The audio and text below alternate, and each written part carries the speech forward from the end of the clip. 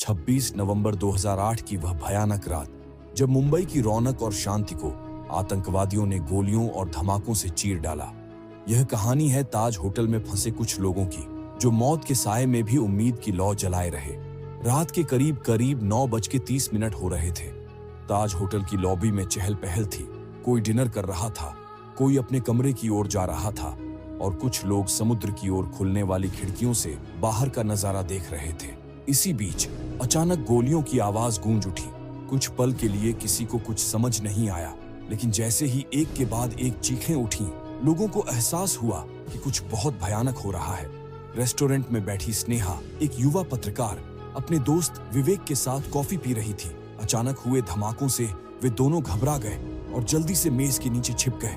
दूसरी ओर होटल के एक पुराने स्टाफ सदस्य 55 वर्षीय हेमंत, जो वहां 30 सालों से काम कर रहे थे, जल्दी से कुछ मेहमानों को सुरक्षित स्थान पर ले जाने लगे और हेमंत अपने साथियों से कहे, सभी खिड़कियां और दरवाजे बंद कर दो। लेकिन इससे पहले कि वे कुछ कर पाते, आतंकवादी होटल में पहुंच गए।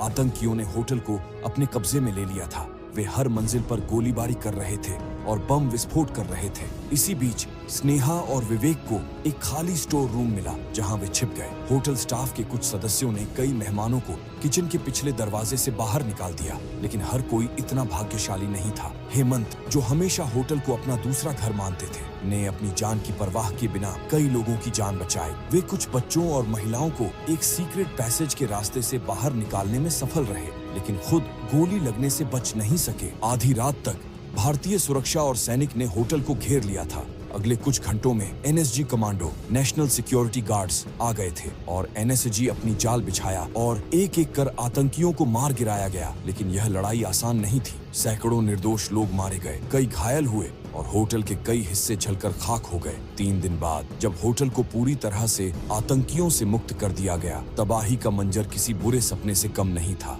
लेकिन मुंबई की आत्मा को कोई हरा नहीं सकता था। ताज होटल को फिर से खड़ा किया गया और आज भी वह शान से खड़ा है, एक प्रतीक कि आतंक के आगे झुकना हमारी फितरत नहीं। हेमंत जैसे नायक, एनएसजी कमांडोज और उन सभी बहादुरों की कहानियां हमेशा जिंदा रहेंगी, जिन्होंने उस रात मानवता की रक्षा के लिए अपनी जान दांव पर लगा दी।